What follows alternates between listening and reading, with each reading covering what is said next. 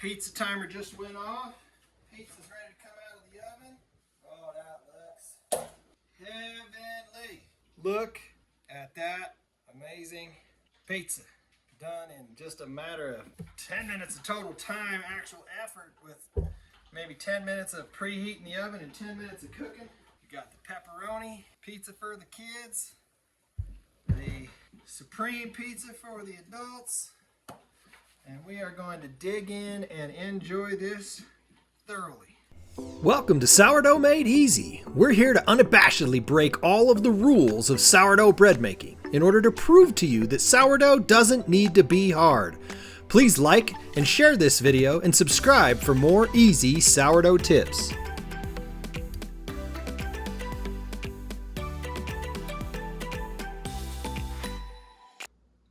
What I decided to do was, this is a perfect time to show you how to make a sourdough discard, what people would call it, a sourdough discard pizza crust. It's a family favorite, super easy way to make pizza crust, and you can make it literally with just sourdough discard, seasonings, a little bit of olive oil to keep it from sticking to the pan. And so the process for doing that is actually just, it's insanely simple. I've watched countless videos. I couldn't even give credit to all of them. Everybody seems to point at Lisa at Farmhouse on Boone as the one that taught them it, so I guess I could give her credit for that. But this is a very simple, easy recipe. The way that you do it is you first preheat your oven and your cast iron skillets, or like a pizza stone or something like that, that's going to preheat really well and hold the heat. So what I've done here is I've got 2 pizza skillets that have been preheating in my top oven while my bottom oven is baking the 3 loaves that I made last night. Well, first of all, I gotta show you this. This is what was made with day 4. This is one of the best loaves that I have made yet, and this was the triple chocolate loaf I told you we made. You saw the dough of that a little bit earlier today, and it baked up beautiful. It got a ton of rise, and the finished product is absolutely amazing. We've eaten almost half of it already just in the last like hour and a half since it's cooled off. But that triple chocolate loaf is a fantastic loaf. You're gonna want to check out that video. Okay, so back to how to make sourdough discard pizza crust. So it's not like a pizza dough, right? You're not going to be tossing this up in the air and catching it like you would, a real classic pizza dough. But this is a, like, in a crunch, dinners, kids are wondering what's for dinner. I don't know what to make, but I've got some sourdough in the fridge. This is what you can do with it right here. So you take your hot, super piping hot cast iron skillets and just some simple olive oil. So you can see I put olive oil, just some simple olive oil on the cast iron skillet. Spread it all around so that it's evenly coated. And then it literally is as simple as take your sourdough starter, make sure it's stirred up nice and good. Remember, this is the day 5 starter that we got activated yesterday. Day 6 is slowly coming about tonight.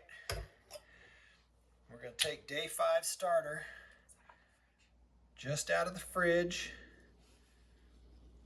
and just cover your preheated cast iron skillet, preheated to 425, and you can hear it starting to sizzle up.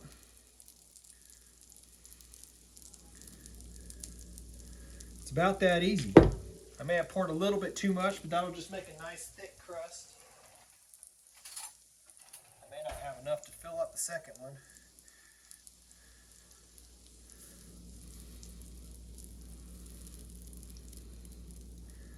You can hear it sizzling. The bottom is already cooking. And then we're going to throw this back in the oven at 425 for about 10 minutes, maybe 15. And while that's cooking is when you're going to cut up whatever veggies. I got some peppers and some onions. They're gonna cut those up. So that's going back in the oven. 425. While I get the second cast iron skillet out and do the second one. I'm gonna have my wife set a timer for 10 minutes to check on that. Again, just like you saw last time, evenly coat that olive oil all around. Oh, and what you could have done, I should have done, I got all these seasonings sitting right here, is to season it. That's the only other thing that you might do when you put this in here, is throw your seasonings on. So if you got some rosemary, you could do that. We ran out of rosemary last night making our rosemary focaccia loaf, which you'll want to take a gander at. That loaf, that turned out so good. We ate half of that before going to bed. I'm not ashamed to admit. So that's what I'm doing with day 5's starter. Used pretty much all of it there.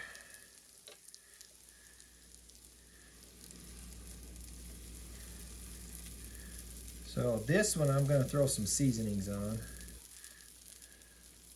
since I remembered. Little man's back there letting us know he's desirous for mama.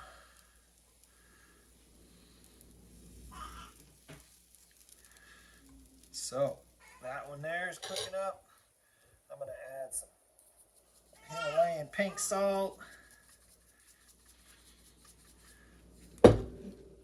some garlic powder, and some Italian seasoning.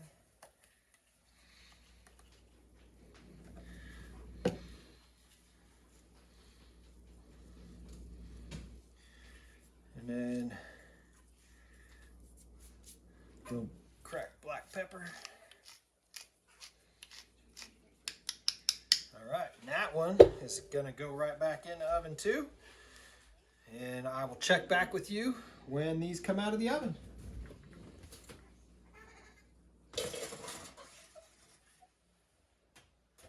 Okay, look at that. That crust is done. How long was that? 10 minutes? Yep. So 10 minutes for the one, but this one was skinnier, thinner. And so it went in second. So you can see the thicker one here is still not quite as dark as that thin one. And one of the things I like to do that I hadn't seen anybody else do, my own little twist on this, is to flip these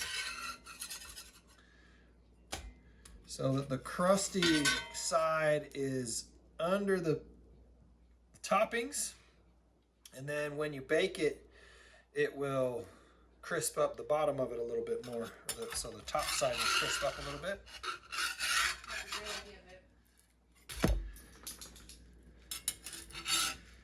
So now you add your toppings and then throw them back in the oven just long enough to melt the cheese and, you know, cook the toppings or whatever you're putting on there, pepperoni, etc. And so I'm gonna go ahead and top these. I like supreme pizzas. My wife likes supreme pizzas. Big kids are gone to a hockey game, and so it's just us. The little kids just had some of our pepperoni pizza bread with sauce and cheese on it. Here's how we're doing this. We got our sauce, a little marinara sauce. And I did find out, somebody mentioned, I don't remember what video I was watching, about not putting too much sauce on it because these can get a little bit soggy. So go light on the sauce. And my daughter put way too much cheese on hers the other time, and it just kind of didn't work out very well for her. They still ate it. They still liked it, but it wasn't as good. So, yeah. This is actually just a regular marinara. I wouldn't call it a pizza sauce, but it's more spaghetti sauce than pizza sauce. Okay. Now, mozzarella cheese. One of the things, if you've got a lot of starter, we feed our starter 4 cups of water, 4 cups of flour at a time. And so the last time I did this, I actually made extra pizza crusts and then put them in a Ziploc and kept them in the fridge for the kids to be able to pop them out and make pizzas anytime they want in the toaster oven. So that was nice. That's another thing you can do here.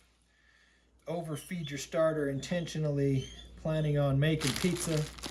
Put some red peppers on this one. Some yellow peppers.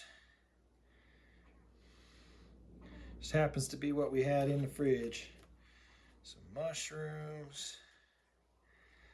We like toppings on our pizzas, I'll tell you what. Some onions.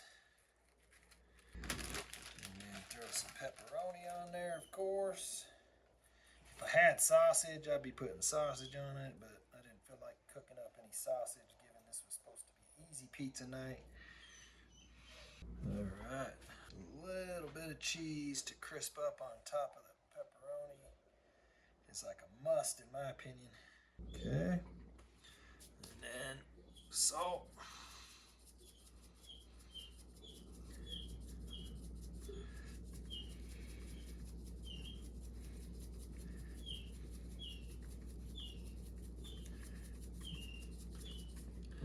Salt, sprinkle of garlic,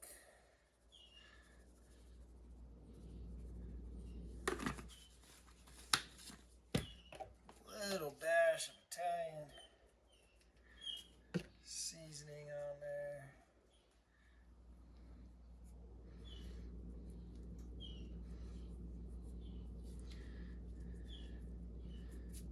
A bit of onion powder.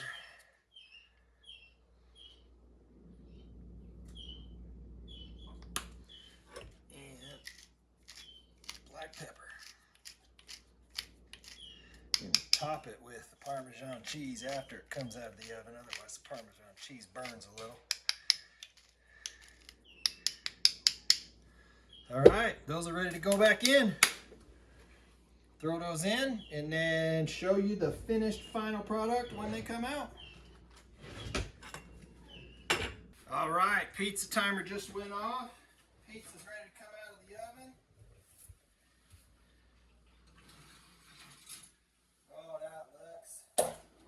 Heavenly. Heavenly. Look at that amazing pizza. Done in just a matter of 15, probably 10 minutes of total time, actual effort, with maybe 10 minutes of preheating the oven and 10 minutes of cooking. You got the pepperoni pizza for the kids. The supreme pizza for the adults, and we are going to dig in and enjoy this thoroughly. So there you have it. That's what you do with your sourdough starter. So yeah, that wraps up this video for tonight. We hope you've enjoyed our Sourdough Made Easy video. Thanks for watching. Make sure to like and share this video and subscribe to get more easy sourdough tips. And don't forget to hit the notification bell to be notified when we post our next videos.